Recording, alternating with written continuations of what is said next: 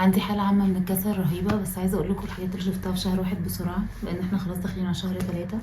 بس عايزة اقول لكم ان انا نسيت كتابين قريتهم في شهر واحد، نسيت اتكلم عنهم يعني في الفيديو اللي فات. قريت رواية مترو مار جرجس بتاع روبير الفارس، فتقريبا في كل قراءات شهر واحد دي اكتر رواية كنت مستمتعة وانا بقراها بجد. هي مقسمها يعني الجزء الاولاني كانه في العالم المعاصر بتاعنا، والجزء التاني يعني كانها رواية تاريخية، وانا كنت مستمتعة بالاتنين جدا. والجزء التاريخي كنت حاسة ان انا خلاص كاني دلوقتي بدأت رواية تاريخية تانية.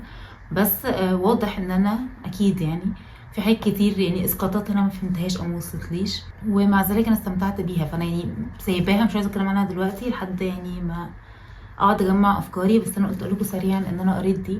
الحاجه التانية اللي نسيت اتكلم عنها هي القصه المصوره دي، اسمها بادلاندز. بتتكلم عن يعني كأنه مجرم قديم، ناس كتير مختلفه هتحاول تدبسه في ان هو يعمل لهم قضيه اغتيال كندي، مش يعمل لهم القضيه يعني يقتل لهم كندي. فيقعدوا بقى يبتزوه ويوتروه ويعملوا حاجات كتير يعني عشان يخلوه يعمل لهم الجريمه دي. بس القصه المصوره ما كانتش حلوه خالص، كانت ممله، وكنت حاسه ان احداثها ما فيهاش اي حاجه ممتعه، ومعرفش يعني قصه ملهاش اي معنى بجد. وحسيت ان اللي كاتبها، عارفين لما الكتاب تحس ان هم عندهم سنس مراهق كده شويه، اللي هو بس صور كتير لناس بتقتل، صور كتير لناس عريانه، بس يعني مفيش قيمه او متعه فعلا في القصه. يعني قصه تتنسي، مفيهاش اي حاجه مميزه، فما عجبتنيش. فبس كنت عايزه سريعا بس اقول لكم ان انا نسيت دول في الفيديو اللي فات. ندخل بقى على الافلام والمسلسلات، وعايزه اتكلم بسرعه جدا عشان انا بقيت كسول قوي يا جماعه، زياده عن الاول يعني، بقيت بكسل بجد اتكلم، فعايزه اشجع نفسي ان انا اخلص بسرعه. مبدئيا انا السنه دي قررت ان انا سواء في القرايه او في الفرجه ان انا يعني هختار حاجه جديده انا شطانه فيها، قصاد حاجه بقالها كتير قوي عايزه اشوفها. ومش لازم تبقى يعني اصدار جديد، الحاجه الجديده ممكن تبقى حاجه بس انا لسه عارفاها جديده. بدات السنه بفيلم نرويجي عن بنت نرويجيه هتحب واحد هندي، وهتبقى بتاخد وقت الكريسماس لاهلها في النرويج عشان تعرفهم على بعض.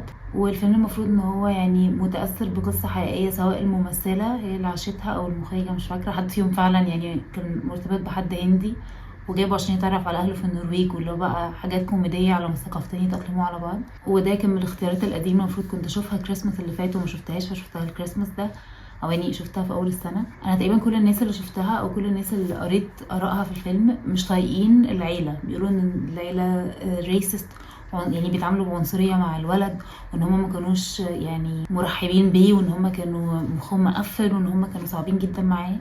وانا شايفه العكس تماما، انا شايفه ان بجد الولد هو اللي خنيق. هو المفروض ان هو رايح يحضر الكريسماس، حاجه يعني هي مهمه اكتر للنرويجيين، الهنود بالنسبه لهم الكريسماس مش حاجه، ورايح يحضرها في النرويج، فان هو يعني هي واخداه يقضي حاجه مهمه مع عيلتها عشان يعرفوا يبوند، يعرفوا يقربوا من بعض. يعني ما اعرفش، اللي هو تحسه من الاول داخل ان هو داخل يغير، داخل اللي هو طب بصوا تعالوا نعمل مش عارفه ايه، طب انا هعمل لكم يعني، حاشر ثقافته قوي. واللي عصبني مش فكره ان هو الحشريه، انا اللي عصبني ان الناس متعصبه ان العيله النرويجيه مش متقبله كل حاجه. لا، هو انا مثلا لو متجوزه واحد اجنبي وجاي يحضر معانا رمضان، لا انا مش هخليه يغير لي رمضان، انت تيجي تحضر تشوف احنا بنعمل ايه في رمضان، ما تجيش انت تغير لي نظام حياتي وتغير لي الثقافه بتاعتي. انت جاي تجربها مش جاي تغيرها. فالموضوع كان معصبني جدا، كنت حاسه ان الولد الهندي هو اللي مستفز بجد، وكنت حاسه ان هو اللي مش بيحاول قوي ان هو يفهم فعلا الثقافه او يقرب منها.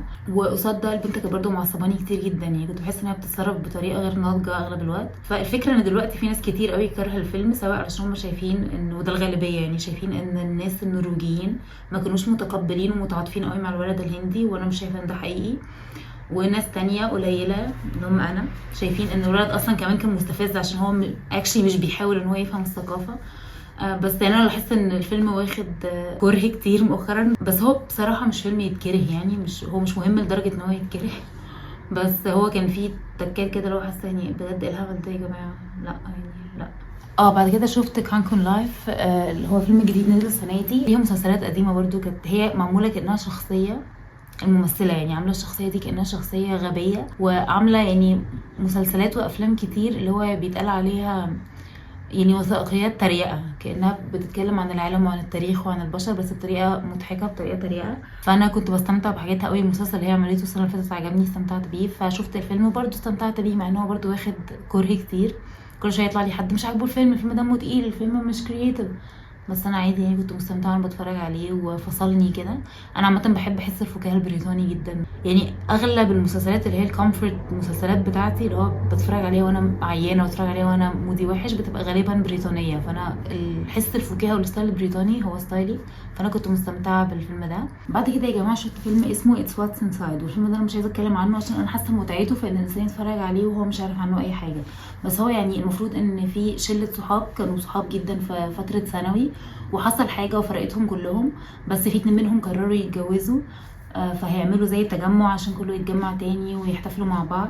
فهيتجمعوا بعد السنين دي كلها، وهيجي لهم واحد صاحبهم كان مقرر ان هو مش عايز يحضر التجمع ده، بس على اخر لحظه هيجي وهيبقى معاه شنطه، وفي الشنطه دي هيبقى فيه لعبه، هيقول لهم تعالوا نلعبها ونشوف ايه اللي هيحصل. يعني كانوا انواع التحديات اللذيذه. انا مش عايزه اقول ايه اللعبه حتى عشان يعني انا حاسه ان الفيلم متعته في ان الواحد يتفرج عليه وهو ما يعرفش عنه اي حاجه. الفيلم انا كنت قريت، مش عارفه دي فاتيه ولا لا، بس انا كنت قريت ان هو اول اخراج للمخرج، اول مره يجرب يعني، والفيلم بجد كان معمول بطريقه لذيذه. التصوير كان فيه يعني حركات معينه كده ذكيه جدا في التصوير، والفيلم مناسب جدا جدا جدا لموفي نايت لو انتوا قاعدين مع صحابكم عايزين حاجه اللي هو تبقى ممتعه واللي هو تحسوا معقول كده يعني لذيذ. بس انا شخصيا الحاجه اللي ما عجبتنيش هي النهايه، ما حبيتهاش، حسيت ان هي ظالمه ومش احسن حاجه. بس بصراحه الموضوع ما فرقليش للدرجه، يعني انا كنت عايزه اتفرج اصلا على حاجه اللي هو بس ممتعه، احسن اللي هو انا مش عايزه افكر، سيبوني استمتع.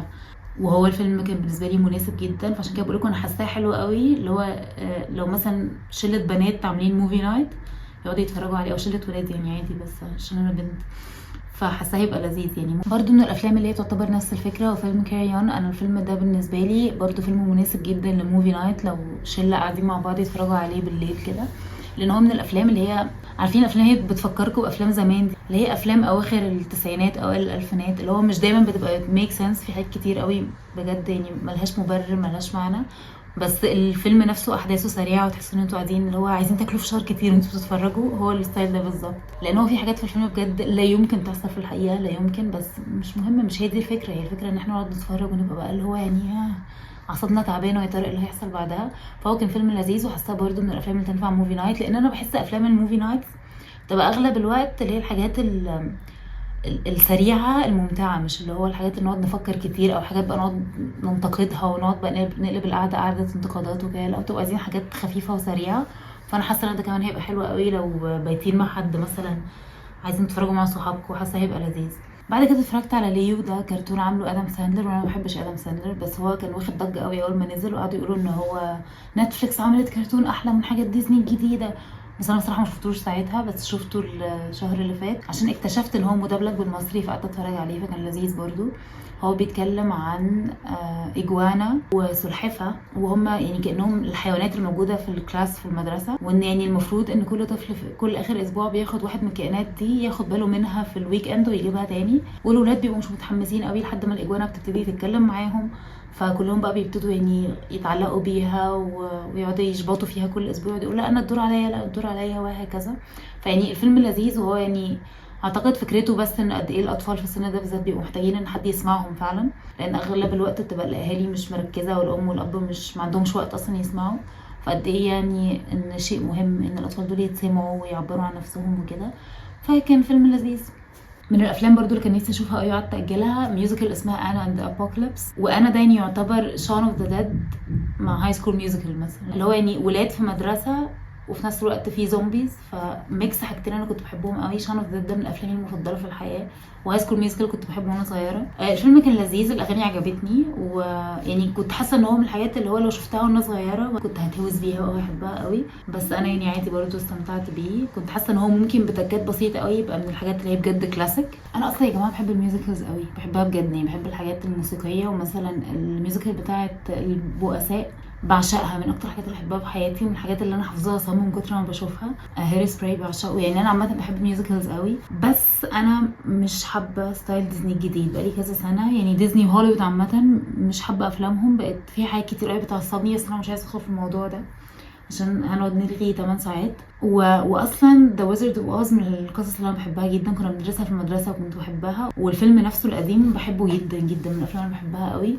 فبصراحه لما قالوا ان هم يعملوا فيلم ويكد انا بصراحه ما كنتش متحمسه قوي، رغم ان انا بحب ذا ويزرد اوف اوز زي ما قلت وبحب الميوزيكلز، بس ما كنتش متحمسه له لاسباب معينه، والاسباب كلها طلعت صحيحه تقريبا للي ما يعرفش، هو الفيلم اصلا متاخد من ميوزيكال، او يعني اللي هو برودواي كانت بتتعمل زمان في امريكا، اللي هو مش زمان، او يعني مسرحيه، يعني مسرحيه موسيقيه مشهوره قوي ومحبوبه جدا.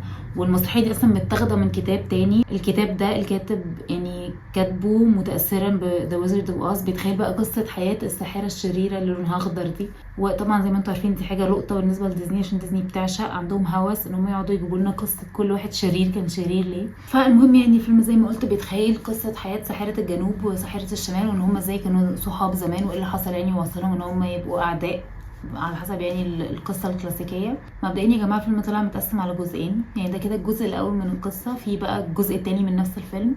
والجزء الاولاني ده كان تقريبا 3 ساعات. فانا بجد مش قادره افهم ليه، ما عنديش مبرر، مش قادره افهم ليه بجد. هو انا اصلا مبدئيا بكره الريميكس، بكرهها يعني، بكره ان هم يطلعوا لنا كل سنه احنا هنعمل بقى ليتل ميرميد، احنا هنعمل مولان، احنا هنعمل الحاجات اللي هم يقعدوا يعيدوا ويزيدوا في القصه القديمه. ده بيعصبني جدا. بس انا قلت ده كان ممكن يبقى مختلف شويه، عشان هي قصه ما اتعملتش فيلم قبل كده، يعني كانت مسرحيه وكتاب وكله، بس ما اتعملتش فيلم، فقلت ممكن تبقى اوكي، يعني مش حاجه اللي هو خنيقه جدا يعني. بس لا بجد ما عجبنيش الفيلم، طويل جدا جدا جدا. الاغاني اصلا ما شدتنيش، واصلا كنت حاسه ان مفيش توازن في الفيلم. الفيلم كان غريب قوي يعني، على فيلم 3 ساعات حاسه ان انا مفيش حاجه حصلت، ومفيش اصلا تمثيل. يعني هو الفيلم اغلبه اغاني، والاغاني مش مغريه، يعني مثلا الفيلم كله ممكن تبقى اغنيه واحده بس اللي عجبتني، رغم ان هم يعني البطلتين هم مختارين يعني شخصيتين بيعرفوا يغنوا، رغم ان انا شخصيا ما بحبش صوت اريانا جراندي خالص، بس على الاقل مغنيه. هو انا عامه الفيلم بجد حسيت ان هو يعني ميكس ما بين الافلام القديمه والجديده، يعني وواخد الوحش من ده والوحش من ده. يعني انا في العادي ما بتفرج على حاجه بقعد افكر انا ايه اللي وصل لي من الفيلم ده، او انا حاسه بايه، يعني هل انا مستمتعه، هل انا مستفيده، هل هو خلاني افكر في حاجه. الفيلم ده بجد ما فيهوش اي حاجه جديده، يعني من اوله لاخره تحسوا ان انتوا شفتوه مليون مره، سواء في التمثيل، في الاغاني، في الستايل، في التصوير، في كل حاجه. ما بجد ما فيهوش حاجه واحده جديده، ودي حاجه غريبه جدا. كل تفصيله تحسوا ان انتوا شفتوها 100 مره قبل كده. بس قصاد ده بقى هو واخد الستايل الجديد في ان كل حاجه لازم تبقى ليها رساله خفيه، وكل حاجه اللي هو ستايل البروباجندا ده، اللي هو دايما تحسوا ان الحاجه عايزه توصل لكم فكره معينه، او عايزاكم تتقبلوا حاجه معينه في الاخر. والشخصيات كلها كانت لا تطاق بالنسبه لي بصراحه، ما حبيتش حد فيهم. يعني ارحم حد في الفيلم كله هو المعزه ده، وما كانش فارق لي قوي ايه اللي بيحصل له. واللي هو البطل هي الشخص الوحيد اللي عنده قلب وعنده مبادئ في الفيلم كله، يعني هي الوحيده اللي بتتاثر بالحاجات الغلط اللي بتحصل. وسبحان الله اللي وصلها انها تبقى الساحره الشريره في الاخر هو راجل برضو. يعني فيلم كسول، عارفين اللي هو تحسوا حاجات بجد كسوله، اللي هو حد مش بيكتب حاجه جديده، مش بيقدم حاجه جديده، او حتى مش بيقدم حاجه قديمه بستايل جديد. يعني كل حاجه فيه ممله، وحتى الاغاني مش ممتعه، والشخصيات ما تشدش ومفيش بالانس. الاغاني كتير قوي قصاد التمثيل، ومعرفش يعني فيلم ما عجبنيش خالص. ولو بجد خلصته وانا اللي هو حاسه ان انا عايزه اللي هو اسال الفيلم انت عايز ايه، انت يعني كنت عايز، انت عايز ايه، بس اشرح لي يعني. ودي حاجه مضحكه، لان واضح قوي ان اللي عاملينه متخيلين بقى انهم عاملين فيلم يعني بيعمل رسائل كتير قوي مهمه للشباب، وهو بجد مش كده، ممل قوي، والنو واي اتفرج على الجزء الثاني. المهم يعني اتفرجت بقى انا واختي على فيلم اسمه فيفاريوم. الفيلم ده بقالنا كتير بنحاول نشوفه، ودايما حظنا وحش فيه، يا اما بيبقى بايظ، يا اما بيبقى فيه مشكله، يا اما حد بيجي لنا، يا اما بنضطر ننزل. المهم ان احنا اخيرا شفناه، وهو بجد من اغرب الافلام اللي شفتها، بس انا شخصيا استمتعت بيه، عجبني. الفيلم بيحكي عن واحده وصاحبها يقرروا ان هم عايزين يروحوا بيت جديد مع بعض، وهيروحوا بقى الواحد من هو بتوع العقارات، والراجل ده هياخدهم فعلا منطقه معينه يوريهم البيوت هناك. منطقه اللي هو بجد كل حاجه فيها شبه بعض، حتى السحاب شكله كرتون، شكله حاجه مش حقيقيه، كل حاجه فيها اللي هو مثاليه متقفله بالظبط. وهيدخلوا فعلا بيت من البيوت دي يتفرجوا عليهم، وزي ما قلت يعني هي كل حاجه متقفله تقفيل رهيب، لدرجه ان المكان تحسه مش حقيقي اصلا. وهما بيتفرجوا هيجوا يطلعوا يلاقوا العربيه بتاعه الراجل اختفت، والراجل سابهم ومشي، وهيلاقوا نفسهم يعني محبوسين في المنطقه دي لوحدهم، مفيش اصلا البيوت اللي حواليهم كلها ما فيهاش حد. وفجاه هيلاقوا قدامهم بيبي معاه رساله ان انتوا مش هتبقوا احرار غير لما تربوا الطفل ده، لو ربيتوه هتبقوا حرين وهترجعوا حياتكم الطبيعيه عادي، او يعني هتعرفوا تخرجوا وبس. فهيربوا الطفل ده ونشوف بقى ايه اللي هيحصل. هو مبدئيا يا جماعه من الافلام اللي هي مش بتشرح مين دول وايه اللي جابهم وايه الفكره اصلا، مين اللي عمل كده، مش بتشرح خالص. وناس كتير قوي بتقول ان هو فكرته بتتكلم عن الحياه اللي هي المودرن، او الستايل الجديد يعني، وقد ايه اللي هي المناطق اللي هي السكنيه اللي هي كلها بتبقى شبه بعض دي بتجيب اكتئاب، وبتحسس الواحد ان هو مخنوق، وان هو محبوس يعني في مكان معين مش عارف يخرج منه. بس انا مش عارفه، يمكن الفيلم مثلا معمول ان كل واحد يعني يوصل له احساس او معنى مختلف على حسب فكر الشخص ده او المرحله الزمنيه اللي هو فيها او المرحله اللي هو فيها عامه اصلا عقليا. هو طبعا باين ان هو برده بيتكلم عن الحداثه وقد ايه يعني كل حاجه بقت شبه بعض لدرجه ان كل حاجه بقت فيك. بس انا ما اعرفش، يمكن انا كمان عشان البيبي اللي جالهم ده كنت حاسه بجد بضيق تنفس يعني مش عارفه، حسيت ان هو مثلا بيتكلم عن ان الواحد يبقى ام او يبقى اب، يعني يجي لهم اطفال في وقت هم مش مستعدين، الحمل المفاجئ مثلا، وان قد ايه حياتهم بتتغير. والموضوع يعني ما اعرفش، انا طول ما انا قاعده بتفرج على الفيلم بجد كنت حاسه ان انا مش مرتاحه يعني انا مش عايزه ادخل في تفاصيل قوي عشان حاسه ان انا هقعد احرق حاجات كتير في الفيلم. بس هو بجد يعني كنت حاسه ان انا من اوله لاخره مش مرتاحه، وعندي احساس بالخنقه رهيب. انا كنت حاسه ان انا عايزه اصرخ. واللي اقنعني اكتر ان هو فعلا اكيد ليه علاقه باحساس الامومه المفاجاه، ان هو في النص كده في جمله بيتقال الامهات مش بياخدوا بريك، او الامهات يعني قالوا حاجه عن الامهات انا مش فاكره هي ايه يعني، او امهات دورهم ان هم بس يربوا حاجه. فاللي هو يعني اداني فعلا احساس اللي هو قد ايه الانسان بيفقد نفسه لما فجاه يبقى عنده طفل، وكمان لما يبقى الطفل ده مش مخطط ليه، يعني مش مثلا انت اللي عايزه يبقى عندك طفل او انت اللي عايز تبقى اب، اللي هو حاجه خلاص يعني انتوا اتحطيتوا قدام الامر الواقع. فقد ايه احساس بيخنق. والغريب بقى يا جماعه ان الفيلم ده زي ما قلت هو مش بيشرح خالص، وانا عجبني ان هو مش بيشرح، لان انا حسيت ان هو هي دي الحياه، هي دي الحياه. ساعات مش بنفهم، ساعات بتبقى الحياه مش عادله، مش كل حاجه ليها اجابه، مش كل حاجه ليها يعني مبرر. ساعات هي دي الحياة بجد. هي ساعات في ناس بيحصل لهم حاجات مش عادلة والناس دي ما يستاهلوهاش. فمعرفش، انا حسيت في الفيلم ده بالذات احساس عدم الوضوح، وان هما مش بيشرحوا كل حاجة ليه حصلت او مثلا مين دول اصلا. حسيته لايق قوي على الفايب العام بتاع الفيلم، ان هو فعلا كنت حاسة ان هي دي الحياة، هنعمل ايه. فيلم بقى يا جماعه انا اصلا كنت متحمسه له قوي بصراحه، كنت عايزه اشوفه، اللي هو هيراتيك بتاع هيو جرانت. انا بعشق هيو جرانت، بحبه جدا وبشوف ان هو ممثل شاطر جدا جدا جدا. بس بصراحه في الفيلم ده هو يعني ابهرني بتمثيله، لان هيو جرانت في العادي بحس اغلب افلامه او يعني الافلام اللي اتشهرت له بتبقى حاجات اللي هي الروم كوم، اللي هو بقى الولد الصايع اللي البنات كلها بتحبه، او الولد الكيوت الرومانسي. فيعني ليه ستايل معين كده، هو ده اللي اتشهر بيه. بس هو في الفيلم ده بصراحه كان مبهر، تمثيله كان مبهر.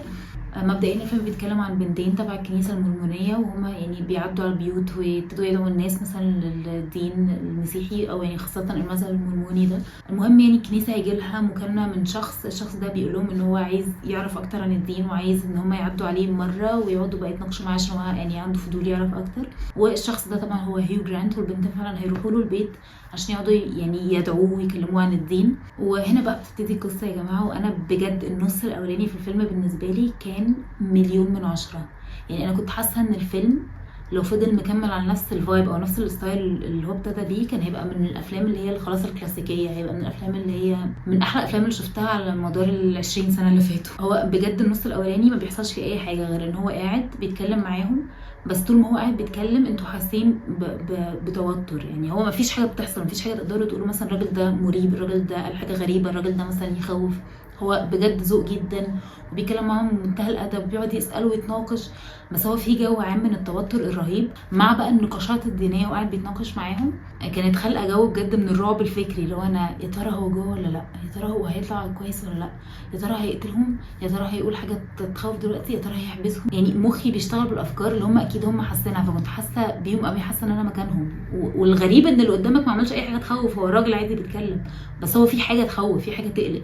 فانا النوع ده من الرعب اكتر رعب بيرعبني فعلا، اللي هو النوع الواقعي. فهو النص الاولاني من الفيلم كان كده، واللي هو بقى بيقعد يتناقش معاهم دينيا في كل التفاصيل، واللي هو يعني بيختبر ايمانهم، ويقعد بقى يقول لهم لا بس مش عارفه دينيا كذا كذا كذا، وانا درست في الاديان وكذا كذا كذا، رغم ان انا في حاجه عصبتني. ودي حاجه انا لاحظت ان اغلب الناس مقتنعه بيها بجد. يعني انا يعني هو كان في النص كده بيقول ان مش عارف ان هو درس اليهوديه وبعدين درس المسيحيه وبعدين درس الاسلام، واكتشف ان المسيحيه والاسلام بيقلدوا اليهوديه في كل حاجه. وانا بجد ما اكتشفت ان ناس كتير قوي مؤمنه بالموضوع ده، وده شيء غريب جدا بالنسبه لي. يعني مثلا اليهوديه لما تقعدوا تقروا في الاديان، في حاجات كتير قوي متاخده من الدين المصري القديم، وفي حاجات كتير من الزرادشتيه، بس هي دين قائم بنفسه، يعني هي بدايه دين جديد. لكن المسيحيه والاسلام هما تكمله اليهوديه. يعني هو ما ينفعش تبقى مسيحي من غير ما تؤمن بالتوراه، ما ينفعش تبقى مسلم من غير ما تؤمن بالتوراه وبالانجيل. يعني هما زي ثلاثيه وطبيعي كل شخص جديد بيبقى مش مؤمن باللي بعده، مؤمن باللي قبله. فهو ممكن عشان كده الموضوع بيلخبط الناس، بيبقوا متخيلين ان هم كلهم متاثرين ببعض، ان مثلا التلاتة كل واحد فيهم دين قائم بنفسه، بس هم يعني واخدين افكار من بعض، ودي مش حقيقه. فهو لما بيقول لها المسيحيه والاسلام واخدين افكار من اليهوديه، حسيت لا هما تكميله. يعني انا دي حاجه كنت فاكره طول عمري ان هي معلومه عامه كل الناس مدركاها، بس اكتشفت ان اصلا في ناس وناس كتير قوي من الناس المؤمنه اصلا بالثلاث اديان دول مش مجمعين الفكره، يعني هما فعلا بيتعاملوا كأن كل دين مستقل بذاته. فدي كانت حاجه غريبه جدا بالنسبه لي. بس عامه يعني ده كان من الاجزاء اللي كنت نفسي ادخل جوه الشاشه، واللي هو بص انا بس خليني بس اقول لك حاجه سريعا وبعدين كمل اللي انت بتقوله. المهم يعني ان انا زي ما قلت الجزء الاولاني من الفيلم هو كله واخد ستايل فكري او ستايل عقلاني، اللي هو مفيش حاجه تخوف بتحصل، بس هو الافكار والكلام والحوار اللي بيحصل ما بينهم هو اللي بيخض، هو اللي بيوتر، وهو اللي بتحسوا ان انتوا مش مرتاحين فيه. النص التاني بقى اخد ستايل فيلم رعب شويه، فانا كنت بالنسبه لي بصراحه كان هيبقى احلى بكتير بكتير بكتير لو فضل مستمر على نفس الستايل الاولاني. فحسيت ان انا الجزء التاني يعني بوظ هيبه وعبقريه الجزء الاولاني. هو الجزء التاني في الفيلم مش وحش خالص، بس هو مقارنه بالجزء الاولاني كنت حاسه ان انا بجد يعني قررتوا في الاخر تقفلوه كده، لان انا فعلا الجزء الاولاني كان عاجبني قوي. كنت حاسه ان هو يعني تمثيل تحفه، ومش هيو جراند بس، يعني حتى البنات مثلوا حلو قوي، السكريبت حلو، الكلام اللي بيتقال عاجبني، كل حاجه منظمه وجميله، والجو العام فعلا فعلا انا كنت حاسه ان انا متوتره كاني قاعده معاهم في البيت. اللي هو بجد كنت حاسه ان كان المخرج جه في نص الفيلم اللي هو لا بقول لكم ايه بقى، قفلوا لنا الحوار ده، شوفوا هتقفلوه ازاي يعني. فقرروا بقى ان هم يالفوا اي حاجه سريعه في الجزء التاني عشان يقفلوها بطريقه دراميه يعني. فلا طبعا الجزء الاولاني كان 1,000,000/10، الجزء التاني كان 6/10 مثلا، 5/10. كان يعني مش هو ده الطريقه اللي كنت حابه الفيلم يخلص بيها خالص بصراحه. بس في كل الاحوال هي جرانت كان 1,000,000/10. بعد كده شفت فيلم ذا سابستنس مع اختي، وهو من الافلام اللي اخدت ضجه كبيره قوي. الفيلم بيتكلم عن واحده اللي هو من الشخصيات بتوع الفتنس يعني بتطلع في التلفزيون، اللي هو هوبا 1 2 3 4 الستايل ده، وانا يعني شخص مشهور قوي، وطبعا مشهور عشان جمالها وعشان شكلها وعشان جسمها، لحد ما في يوم المدير بتاعها هيقرر يرفدها ويقول لها ان هي خلاص كبرت يعني، وان الناس يعني خلاص زهقت، وان هم عايزين وش تاني بقى صغير وحد جسمه بقى شباب لسه. فطبعا يعني هتنهار، لان هي يعني شخصيتها كلها على مدار حياتها بتدور حوالين شكلها، لحد ما حد هيعرفها على مادة معينة ممكن تشتريها، والمادة دي هتخلق منها شخص يعني أصغر وأجمل وأندر وشكله أحلى. فأنا اختيار ديمي مور للدور عجبني قوي، وحاسة إن هو مناسب، لأن هي الشخص أصلا جميل، فهو هوسه بإن هو يفضل جميل، مش مثلا هي حد وحش وعايز يبقى جميل، لا هي اصلا جميله. فهي يعني خلاص كبرت مؤمنه ان هي دي القيمه الوحيده اللي عندها، او الميزه الوحيده اللي عندها هي شكلها. وعامه هو احنا من اول الفيلم لاخره مش بنعرف اي حاجه عن الست دي، يعني بجد انا لاحظت ان احنا طول الفيلم ما عرفنا لهاش اهل، ما عرفنا لهاش صحاب، ما عرفنا لهاش جيران، يعني كأن وحدتها دي او يعني خلو حياتها من اي معنى او من اي وجود لاي ناس بعيدا عن شكلها. بيبين فعلا المدير بتاعها شايفها ازاي، والناس شايفاها ازاي، وهوليوود شايفاها ازاي، وهي شايفه نفسها ازاي اصلا، ان يعني من غير جمالها او من غير الشكل الخارجي اللي هي كانت معتمده عليه هي ما عندهاش اي حاجه تانية بجد. هو الفيلم عامه من الافلام اللي هي بتصنف رعب جسدي، انا بالنسبه لي الفيلم ما كانش رعب خالص، وبصراحه مش مقتنعه كتصنيفه كرعب. يعني هو طبعا جوري شويه، اللي هو مثلا بيبقى فيه مشاهد رعب بجد لا تحسوا انتوا جسمكم اشعر كده، وممكن عشان بعيدا عن اللقطات دي هو الفيلم نظيف قوي، تحسوا ان هو كل حاجه نظيفه، اللي هو الالوان اللي فيه نظيفه، الشوارع نظيفه، البيت نظيف، يعني فيلم نظيف قوي. فلما بيحصل سين او بيجي مشهد حاجه اللي هو يعني تقشعر مثلا جسديا، ان هي يعني باينه قوي وسط النظافه اللي موجوده على مدار الفيلم، فممكن ده اللي كان عامل احساس اللي هو الصدمه. يعني انا عامه كان في فكره في الفيلم كنت مستغرباها قوي، مش قادره افهمها، ان هو مثلا الشخص لما بياخد الماده دي هو مش مثلا بيرجع بالزمن يرجع صغير، هو كانه بيخلق من جسمه نسخه احسن منه، بس هي النسخه دي مش شبهه، يعني هو مش مثلا مش نفس شكله بس بطريقه احسن بابجريد، هو شكله مختلف. يعني فكره مثلا ان انا اجيب نفسي واحط لي شعر مختلف وعين مختلفه وبق مختلف وكل حاجه مختلفه، تبقى يعني نسخه احلى مني بكتير، وانا لسه مقتنعه انها انا، او يعني هي دي النسخه اللي انا عايزه اوريها للناس. الموضوع ده كان غريب قوي بالنسبه لي، لحد ما ركزت ان ممكن تبقى نفس فكره العمليات والفلترز وكده، ان الانسان بيقدم حاجه مش هو، يعني مش هو اللي اتخلق بيها. يعني مثلا ممكن اطلع دلوقتي اتكلم بفلتر انتوا شايفين حاجه هي مش انا، بس انا يعني خلاص انا مقدمه نفسي بالشكل ده واقنعت نفسي ان دي انا، فاللي هو هل دي انا فعلا؟ نفس الفكره في العمليات، ان انا اقعد اغير عمليات كتير قوي فابقى مقدمه شكل، الشكل ده بقى يخلي الناس تبقى منجذبه ليا وهو اصلا في الاساس مش شكلي. فمش عارفه، حسيت انها ممكن تبقى نفس الفكره، خاصه ان عمليات التجميل ممكن بجد تقلب بني ادم، تخليه كانه بني ادم تاني خالص، فكانه فعلا بيقدم شخص مش هو. فاللي هو فعلا من جواه بيبقى حاسس ان مثلا الاهتمام اللي جاي له واصل له الاحساس الاهتمام، ولا واصل لشكل تاني مختلف هو مش شكله اصلا. يعني الموضوع كنت مستغربه قوي لدرجه ان انا قعدت افكر اللي هو اصلا ايه اللي بيخلينا احنا، يعني مثلا لما ممثله تغير شكلها خالص، تعمل عمليات ويبقى شكلها مناخير مختلفه، حاجه مختلفه، واصلا دول بيغيروا الملامح نهائيا. هل ما زالت هي نفس الشخص؟ هل هي نفس البني ادم ولا ده وش تاني خالص؟ او بعد الشر لو مثلا حد مر بحادثه مثلا عادي، حد كان شكله عادي مر مثلا بحادثه حريق او حاجه غيرت ملامحه خالص. يعني قعدت بقى اللي هو لقيت نفسي مخي داخل في حته تانية خالص، اللي هو ايه اللي بيخلينا احنا، لان هو واقعيا كلنا في الاخر بنحكم بالشكل، مش لازم نبقى بنحكم اللي هو بطريقه سلبيه، بس انا قصدي يعني الشكل جزء من البني ادم، جزء من الشخصيه، فهو لما بيتغير هل الشخص ده بيتغير؟ حاجه عجبتني في الفيلم ده ان انا كنت دايما بيقعدوا يتكلموا عن الميل جيز، او اللي هو مثلا النظره الرجوليه، اللي هو عارفين بقى لما يقعدوا يقارنوا مثلا الافلام المكتوبه من وجهه نظر الرجاله ازاي الستات بيطلعوا منين ازاي، والافلام اللي مكتوبه من وجهه نظر الستات بيطلعوا الستات عامله ازاي. بس انا بصراحه من الحاجات اللي عجبتني في الفيلم ده ان هو مش بيتكلم عن الميل جيز، هو بيوريها لنا. يعني مثلا هي اول ما كبرت يعني بيبان اختلاف تعامل الناس معاها مقارنه باللي هي النسخه الاحسن منها، اللي هو مثلا ممكن يبقى واحد بتاع دليفري معدي يقف عشان البنت دي تعدي، بس دي مثلا يفضل معدي اللي هو كان هيخبطها، مش شايفها اصلا، هي بالنسبه له حاجه ما تتشافش. واللي عجبني في كده ان هي مش مثلا مقارنه ما بين الناس اللي هي بتبقى مش حلوه والناس الحلوه، اللي هو طبيعي الناس الحلوه بيبقى ليها تنشن اكتر، بتاخد اهتمام اكتر من الناس. لا، هي اصلا الممثله نفسها حلوه، يعني هي ما زالت حلوه حتى وهي كبيره حلوه، بس هي الفكره بس ان هي كبرت، فده قلل من قيمتها، فبقيت الناس مش بتشوفها قوي زي الاول، مش حد مهم. وده يخليني ارجع لفكره الفيلم. هو طبعا بيتكلم عن مقاييس الجمال والضغط اللي بيتحط على الستات بسبب مقاييس الجمال، الضغط اللي بيخليهم يقعدوا يغيروا في نفسهم، يغيروا في نفسهم، يغيروا في نفسهم، لحد ما في مرحله ما التغيير ده يعني بيستخدم ضدهم، اللي هو في الاخر انتوا كتر من التغيير بقيتوا كلكم مسخ، بقيتوا كلكم شبه بعض. فاللي هو طب ما انتوا كنتوا بتضغطوا في الاول، انتوا عاملين مقياس معين وعايزين الناس كلها تبقى شبه بعض، لما الناس بتتهوس وتقعد تحاول تحسن شكلها من وجهة نظرهم يعني عشان يحسوا ان ليهم قيمه، بيتقال لهم انتوا كلكم شبه بعض، وفي الاخر بيحسوا ان هم اتحولوا من ناس مش متشافه لناس متشافه كانها مسخ. يعني الموضوع بقى اسوأ، وبقى فكره او يعني حقيقه ان هي مثلا حتى لما اترفضت او لما ابتدت تحس ان هي خلاص شخص غير مرغوب فيه او شخص مش مهم او شخص مش بيجيله اي اهتمام، هي ابتدت هي تغير نفسها، مش مثلا اللي هو خلاص هتغير المجتمع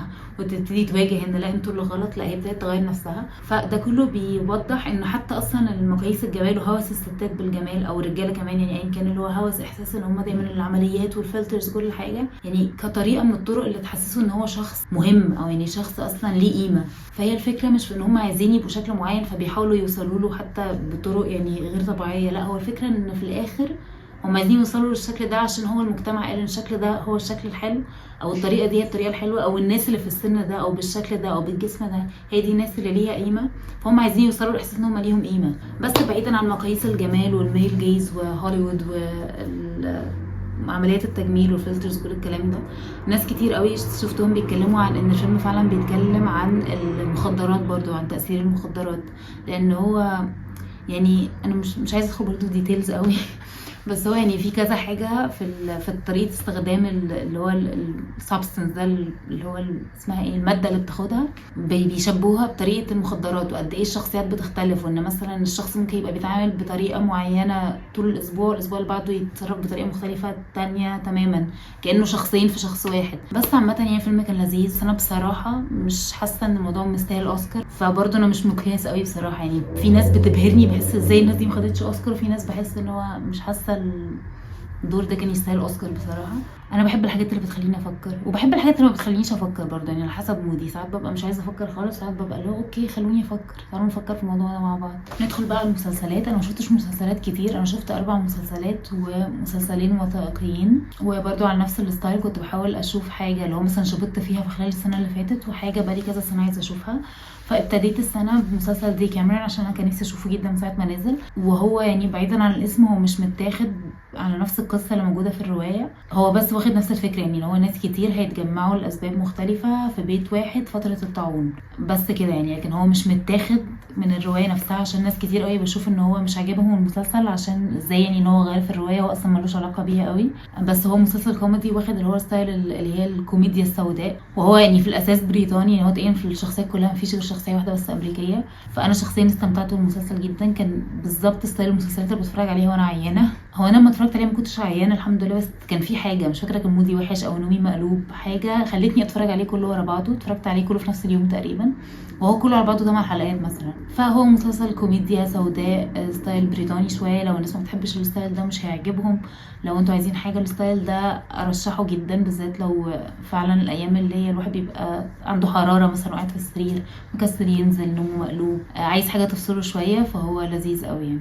قصاد ده بقى شفت فيلم بريطاني برضو، مسلسل مش فيلم، مسلسل بريطاني كان بقالي كتير عايزه اشوفه، اسمه جوست او يعني اشباح.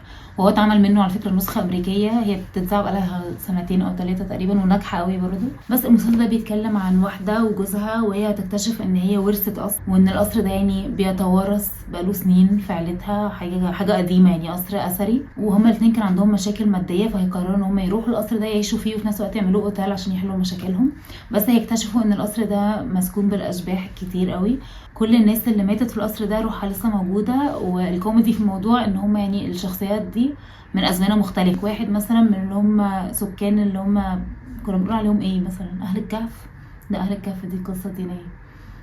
انسان الغابه يعني مش فاكره بيتقال عليهم ايه، بس هو البشر القدام قوي يعني، اللي هو مثلا مش عارفه واحد كان ايام النازيه، واحد كان ايام مش عارفه ايه، واحد كان في العصر الكام، واحده كانت ايام لما كانوا بيحرقوا الستات عشان ساحرات وحاجات كده. يعني تحسوا عارفين مسلسلات MBC4 زمان دي، اللي هو مسلسل معين من الفكاهه، اللي هو مش حاجه انا مستمتعه بيها قوي دلوقتي يعني، ممكن اتفرج عليه بس كده لو مثلا وانا بتغدى وانا بنام. وانا عامه قريت ان النسخه الامريكي نجحت قوي، وتقريبا بقت انجح من بريطاني، او يعني ان هي هيتعمل لها سيزونز اكتر. هو انا ما شفتهاش يعني، بس متخيله برضو انها تبقى لذيذه، خاصة بقى ان هم الاشباح هتبقى اكيد ليها علاقة بقى بتاريخ امريكا، اللي هو مثلا اشباح من اللي هم السكان الاصليين لامريكا، فترة مثلا الثورة الصناعية، حاجات كده. فبرضه اعتقد هيبقى لذيذ. بس هو عامة كان من المسلسلات اللي هي الخفيفة دي، اللي هو زي ما قلت تتفرجوا عليها وانتوا بتناموا وانتوا بتتغدوا وانتوا عيانين برضه ينفع.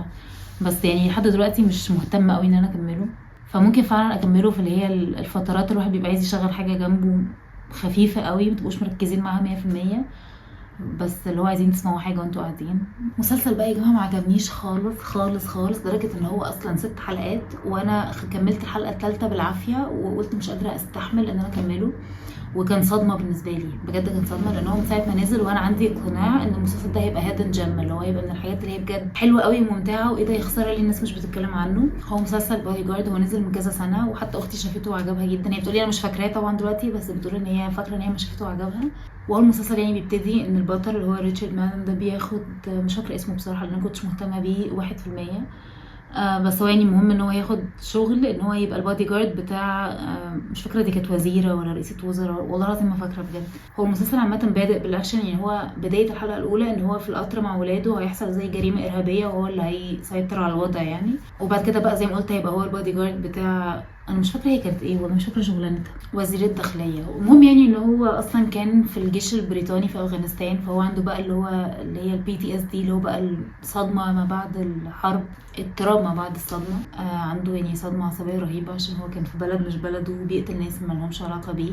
المهم يعني ان هو هيبقى البودي جارد بتاعها. والمسلسل من اوله لاخره كان يعني مش قادره اخده جد يعني، مش قادره احس ان هو حاجه المفروض اقيمها جديا، من كتر ما هو في حاجات كتير متخلفه. انا مش قادره اصدق الهبل اللي انا بشوفه ده. والمفروض ان هو شخص شاطر جدا وشخصيه بقى عميقه، وهي وزير الداخليه، فست يعني واو فظيعه. هما تقريبا من الحلقه الاولى من اول ما بيعرفوا بعض بيبقى في علاقه سريه ما بينهم، والموضوع ده كان غبي جدا بالنسبه لي. هو انا عامه المسلسل زي ما قلت ما كملتوش، انا خلصت الحلقه الثالثه بالعافيه، وكنت اللي هو خلاص يعني لا مش قادره يعني، مش هتبقى الكتب والمسلسلات عليا حرام يعني. مسلسل برضو لقيته عندي في الليست بقاله كتير، اسمه كراشنج عيد او جايبه العيد. هو مسلسل سعودي بيتكلم عن واحده هي مطلقه يعني، وهي واخده بنتها وعايشين في بريطانيا. وهناك في بريطانيا هتقرر ان هي هتتجوز واحد هي بتحبه، بريطاني من اصل باكستاني، وهتاخده هي نفس فكره كريسماس از يوجوال كده، اللي هو مثلا برضو هتاخده السعوديه معاها وقت العيد بعد رمضان عشان تعرفوا على اهلها. وهو اصلا الولد كان زمان عايش في السعوديه او اتولد في السعوديه حاجه كده. فهو نفس الفكره كده، لو مثلا برضه بيتكلم عن العنصريه واختلاف الثقافات، وان مثلا زي الباكستانيين والهنود والشعوب دي عامه بتحس بعنصريه تجاهها في البلاد العربيه. والغريب بقى يا جماعه ان انا في العادي مش بحب لما حاجه تبقى خفيفه يحشروا لنا فيها حاجات اللي هو مشاكل عميقه قوي او مشاكل كبيره، واللي هو لا احنا مثلا تطرقنا للمشاكل دي بجديه يعني، ولا احنا سيبنا الموضوع خفيف. يعني مثلا في المسلسل ده هما بيبتدوا يكلمونا عن ايه سبب اصلا طلاقها من جوزها الاولاني، وهو اسباب كبيره، يعني اسباب كبيره قوي، بس هي مسلسل كوميدي وهو كله على بعضه 4 حلقات، فمش بيدخل في تفاصيلها قوي. بس الغريب ان انا كنت حاسه ان ده لايق قوي، عشان انا بحس ان احنا في المجتمعات بتاعتنا، في المجتمعات العربيه حتى المشاكل الكبيره قوي بيعدوها او بيحسوكي ان هي حاجه مش كبيره قوي، خاصه لو الاثنين المتجوزين كانوا من نفس العيله او مثلا جيران او قرايب او كده. يعني في العادي فعلا المجتمعات عندنا مش بتهول الحاجه اللي هي تستاهل انها تتهول. فكنت حاسه ان هو رياكشن واقعي، ان هو حاجه ممكن لو شفتها في مسلسل تاني تحسوا ان هم ازاي عدوها، دي مصيبه، بس هنا تحسوا ان هو لا، كل حاجه بتعدي، اللي هو خلاص يعني يسيبوا بعض بهدوء، مش عايزين مشاكل، مش عايزين فضايح. وهو عامه مسلسل لذيذ لما تبقوا في مود حاجه خفيفه كده ولذيذه، خاصه ان هي مش من القصص المنتشره عندنا قوي في المنطقه. يعني طول ما انتم مش مركزين في كل تفصيله، واللي هو بتطلعوا العيب في كل تفصيله، تستمتعوا بيه عادي. يعني هو خفيف. انا شخصيا بصراحه بحب اللهجه السعوديه قوي، فكنت اصلا قاعده حتى لو انا مش مهتمه ايه اللي بيحصل عماله اسمع، ولا يعني بسمع اللهجه عجباني. وممكن انا كمان عشان اصلا مش بتفرج على مسلسلات سعودي كتير، فكنت حاسه ان هو فكرته ايه ده، يعني حلو ان مسلسل سعودي يبقى بيتكلم عن كده. انا الشهر ده بقى ما شفتش غير مسلسلين وثائقيين، وهي نفس الفكره. اخترت واحد اللي هو لسه نازل جديد وعايزه اشوفه، والتاني اللي هو بقاله سنين عندي عايزه اشوفه. اللي نازل جديد بجد ما عجبنيش خالص. هو 3 حلقات وبيتكلموا عن قضيه، يعني هو واحد واخوه كانوا بيعملوا زي ان هم مشخصاتيه الفيس، بيلبسوا لبس وياخدوا ستايل ويقعدوا يغنوا اغاني ويعملوا حفلات. وهو القريه اللي هم منها دي اصلا القريه اللي الفيس اتولد فيها، فيعني هو في هوس عام بالفيس، واللي هو بقى تمثاله في الشارع وحاجات كتير قوي بتتباع بصور الفيس وكده. المهم ان الوثائقيه بتحكي عن قضيه واحد من الاخوات دول هيبقى مره بيشتغل ان هو بينظف في مستشفى، وهيشوف مش عارفه عضو من اعضاء الجسم، مش فاكره هو كان ايه اصلا، قلب ولا كبد ولا حاجه، وهيوصل لفكره ان المستشفى دي بتتاجر بالاعضاء. وهيحصل بقى في دراما، وهيبتدي بقى يشهر بالمستشفى ويفضحهم المستشفى، اللي هو ايه الهبل ده، انت بتقول كلام ملوش اي اسمها ايه، ملوش اي اصل او ملوش اي اثبات. وهو بقى يقعد يقول ان هو مش عارفه بيراقبوه، ان هم طردوه من شغله، وان هم مش عارفه بيعملوا ايه، وان هم طلعوا عندهم يعني سلطه كبيره قوي وواصله للرئيس وبلا بلا بلا، حاجات كده اللي هو بجد تحسوا اللي هو التخلف اللي انا بسمعه ده. بس المضحك بجد ان انا لقيت امريكان كتير قوي بيقعدوا يتريقوا ان الستايل ده او ستايل المشاكل دي وستايل العقليات دي هي بجد منتشره فعلا قوي في اللي هي الولايات الجنوبيه، اللي هم بيقولوا عليهم فلاحين امريكا يعني. المهم يعني القصه بتبتدي بكده وبتنتهي بقضيه فعلا حصلت، ان في حد بقى بيبعت جوابات لناس مهمه في البلد، واخر جواب وصل لاوباما ان هو جواب جواه سم معين لو لمسه هيموت، واللي هيتهم في القضيه دي هو الولد ده. فاحنا بقى بنقعد نشوف ايه اللي حصل، ويا ترى هو فعلا ليه ايد في الموضوع ولا لا. ومن اول ثانيه بتعرفوا ان هو ملوش ايد، لان هو اصلا اللي بيتكلم في المسلسل، فواضح ان هو واخد براءه. بس هو بجد يا جماعه مسلسل متخلف من اوله لاخره، واللي هو تبقوا داخلين في القصه في الاخر، على اخر حلقه تلاقوا نفسكم دخلتوا في حته تانية، والقصص كلها اصلا مش ممتعه، وبجد كل حلقه ساعه، فانتوا قاعدين 3 ساعات بتسمعوا الناس بتلت. عارفين بجد ستايل اللي هو الجيران اللي التاتين اللي بيقفوا من البلكونه يردوا على بعض، اللي هو بجد حاسه هو ايه التخلف انتوا بتقولوه ده، وانا بتفرج على ايه؟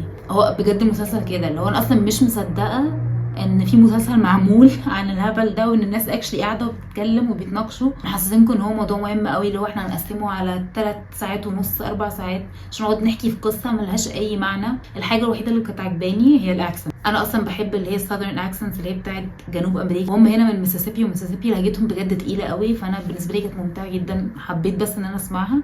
وتقريبا هو ده اللي كان مصبرني، يعني لو كانوا بيتكلموا امريكي عادي او مثلا نيويورك اكسنت، كاليفورنيا اكسنت، ما كنتش هستحمل. الوثائقيه الثانيه اللي شفتها بقى هي الوثائقيه اللي بقالي كذا سنه عايزه اشوفها، لدرجه ان انا بجد كنت ناسيه انها عندي. هي اسمها شادو اوف تروث، وهي كانت نازله ساعتها تبع BBC، بس هي اصلا بتتكلم عن قضيه حصلت في اسرائيل. القضيه بتتكلم عن بنت اسمها تائيغ دي، اهلها يكتشفوا ان هي ما رجعتش من المدرسه، اللي هو مش عارفه الام تيجي في البيت ما تلاقيهاش، تكلم الاب لا ما شفتهاش من الصبح، يكتشفوا انها ما جاتش من المدرسه من ساعتها، وهيكلموا بقى المدرسه ويبتدوا يحققوا. تاني يوم يكتشفوا جثتها متشرحه متبهدله في المدرسه. الوثائقيه دي بقى بجد انا كانت عجباني. اولا يعني هي مش قصه انا اعرفها قبل كده، فبالنسبه لي حاجه جديده، وعن اسرائيل، فمش حاجه برضو انا بشوف حاجات ترو كرايم عن اسرائيل كتير. بس هو كمان عشان انتوا فاهمين من البدايه مش عارفين مين اللي ممكن يبقى عمل كده، يعني بجد مش عارفين. اللي هو اصلا هم بيبتدوا في الاول ان مثلا واحده من البنات اللي في المدرسه تقول لهم ده انا شفت مش عارفه واحد شكله ايه طالع وراها، فيكتشفوا من وصفها ان هي بتوصف الجناني بتاع المدرسه. وبعدين يطلعوا مش الجنايني، وبعدين بقى يركزوا ان الولد اللي بينظف في المدرسه شبه الجنايني، فاكيد البنت كان قصدها ده وهي اتلغوت ما بينه وبين الجنايني. ومش عارفه وجات لهم فتره يبتدوا يشكوا في اصحابها ان في مثلا شله بنات بوليس كده بيقعدوا يضايقوها، ان ممكن يكونوا بجد فعلا قتلوها. يعني اللي هو بجد هو مفيش اي حاجه تدين اي حد رسميا، او مفيش مثلا سبب مقنع ان حد يعمل فيها كده، خاصه ان هو اللي قتلها بوحشيه رهيبه. يعني البنت اتدمرت، فهو مفيش اي حاجه خالص اللي هو تبرر ان ممكن حد يبقى بيكرهها للدرجه، وهي اصلا بنت يعني ايه 13 سنه ولا 12 سنه حاجه كده. المهم يعني ان هو هيتهموا فيها الولد اللي بينظف ده، وهيتهموه علشان هو يعني هو كان لسه مهاجر اسرائيل قريب، هو اوكراني تقريبا على حسب ذاكرتي، هو يا اوكراني يا روسي، بس انا فاكره ان هو اوكراني. ان البوليس بقى بيحقق معاه، والبوليس بيقنعه ان هو عملها، ويقعدوا بقى يهددوه، طب انت لو ما اعترفتش احنا هنعمل كذا، انت لو ما اعترفتش مش عارفه هنعمل ايه في ابنك اللي لسه مولود، انت لو ما اعترفتش. فيعني يقعدوا يعني يضغطوا عليه عشان يعترف. لا وكان المضحك قوي بالنسبه لي الضابط الاسرائيلي وهو بيقول له احنا هنا بنمشي على الحق، مش بنظلم حد، احنا مش الكي جي بي، احنا مش البوليس الروسي ولا الحاجات دي. اللي هو فعلا صح، وهما بجد بيحاولوا يعني يبتزوه بكل الطرق ان هو يعترف ان هو اللي قتلها، لحد ما فعلا هيعترف وفعلا هيتقبض عليه وهيفضل سنين محبوس. بس الناس مش هتبقى مقتنعه، مفيش اي مبرر يخليه يقتلها. اللي هو مثلا المحامين يبتدوا يلاحظوا ان مثلا البوليس بيقول له تعالى يعني ورينا خطوات قتلك ليها، انت مشيت ازاي ورحت فين. فمثلا البنت اتقتلت في الدور الثاني، الولد مثلا هو بيوريهم خطوات قتله ليها طالع على الدور الثالث. فلو مثلا يبتدي بقى المحامين ياخدوا بالهم ان الضباط اللي هو مثلا واحد يقول لهم ايه ده، طب استنى جزمتي، طب مش عارفه ايه، اللي هو بيحاول يدي للولد هنت ان اصلا الجريمه مش هنا. فالمتهم يروح واقف كده اللي هو احنا اصلا قتلتها هنا. يعني هو اصلا كانوا بيدوا له هنت يعمل ايه عشان يثبت ان هو اللي قتلها، وباين قوي انه مش هو اللي قتلها. ومش عارفه بقى احرق لكم ولا لا يعني مين اللي قتلها، بس هي حاجه بجد ملهاش علاقه خالص. ويمكن عشان كده الوثائقيه كانت شداني قوي، لان هي بجد حاجه عشوائيه بطريقه رهيبه. يعني انا هحرق لكم مين اللي قتلها، بس لو مش مهتمين ممكن تفوتوا. اللي قتلها في الاخر هيطلع بنت عندها مشاكل نفسيه ملهاش اي علاقه اصلا بالمدرسه ولا هي فيها، وهي اصلا متخرجه، هي كبيره، بس هي عندها حاله نفسيه وعندها هوس رهيب انها تقتل ناس كتير. وهيكتشفوا بان صاحبها هيكلم البوليس بعدها ويقول لهم انا صاحبتي هي اللي قتلت، وهي كانت اليوم ده لابسه لبسي ومش عارفه، وهي اللي جت اعترفت لي وقالت لي انا قتلت بنت حصلت كذا كذا كذا. وصاحبها ده اصلا ما اعترفش غير لما فركش معاها، فلو بينتقم منها يعني. فكان حاجه بجد عشوائيه ورهيبه فوق الوصف. والمشكله بقى ان هو خلاص يعني اثبتوا ان الولد الاوكراني ده بريء، بس قعد سنين سنين سنين لسه محبوس. يعني لسه طالع قريب، قعد 11 سنه محبوس، رغم ان في فتره الحبس دي اللي هو الولد ده طلع اعترف ان صاحبته اللي قتلتها، وقبضوا على صاحبته وقالوا عليها مريضه نفسيا ودخلوها مستشفى. وفضلوا متمسكين قوي ان الولد الاوكراني اللي هو رومان ده هو يفضل محبوس. وبعد 11 سنه اخد براءه، ونزلوا حلقه جديده من المسلسل بس انا مش لاقيها خالص، مش عارفه اشوفها. نزلوها من سنتين وهو بقى بيتكلم، يعني ان هو بقى بيتكلم عن القضيه من وجهه نظره. فهموت اشوفها بس مش لاقياها. انا ما اتفرجتش غير على اللي هو المسلسل الاساسي اللي هو 4 حلقات بيحكي قصه القضيه نفسها. كانت بجد قضيه كانت شداني جدا، خاصه ان فعلا في الاخر اللي قاتل اصلا ملوش اي علاقه. فانتوا مهما قعدتوا تالفوا قصص في دماغكم انه ممكن يكون ده اللي قتل، طب ده اللي قتل، طب دي اللي قتلت، هو اصلا حد ملوش علاقه بالموضوع خالص وملوش علاقه بالمدرسه، هو ما يعرفش البنت، هو قتلها كده وخلاص. واصلا فكره ان البوليس الاسرائيلي فضل متمسك ان الشخص ده هو اللي قتل، رغم ان في حاجات كتير طلعت بتقول ان هو لا هو بريء وباين قوي ان هو بريء، هم لا يعني البوليس والمحكمه مصممين ان هو اللي قتل لمجرد ان هو من شرق اوروبا. وهو هو عامه اسرائيل يا جماعه من جوه فيها مشاكل عنصريه كتير. يعني هما الاسرائيليين اصلا بيبهدلوا بعض، اغلب الوزراء والناس اللي ليها قيمه قوي في اسرائيل بتبقى اصولها بولنديه او من ليثوانيا او يعني جنسيات معينه. فهم حتى اصلا زمان كانوا حتى الاوروبيين ما بينهم وبين بعض، اللي هو مثلا اليهود اللي من اصل الماني بيتعاملوا بطريقه اقل احتراما، اليهود اللي من اصل روسي بيتعاملوا طبعا زباله زي اليهود اللي من اصل عربي. بس هي كانت وثائقيه يعني بجد يعني مثيره للاهتمام قوي بالنسبه لي لاسباب مختلفه كتير. وبس يا جماعه هي دي افلام ومسلسلات شهر واحد، والفيديو اتاخر قوي لان احنا خلاص اصلا داخلين على شهر 3. بس يعني ان تاتي متاخرا افضل من ان لا تاتي ابدا. وطبعا الاضاءه معفنه عشان انا بصور لكم بالليل ومكسله حتى اجيب انوار من بره، حتى نور الاباجور عادي. بس انا يعني بحاول اقلل التحديات اللي قدامي على قد ما اقدر عشان اقعد فعلا اعمل الفيديو. فانا اي تحديات بحس طب خلاص بقى مكسله، طب انا محتاجه النور من بره، لا خلاص بقى مكسله، طب انا مش عارفه محتاجه ادور على المايك، لا خلاص بقى مكسله. فتقريبا انا باخد نفسي على قد عقلي وبقلل التحديات عشان ابطل ابقى مكسله، لحد ما يعني في يوم من الايام اتمنى ابطل ابقى مكسله وابقى فعلا عندي الطاقه ان انا ادور على الحاجات المهمه قبل ما اعمل الفيديو.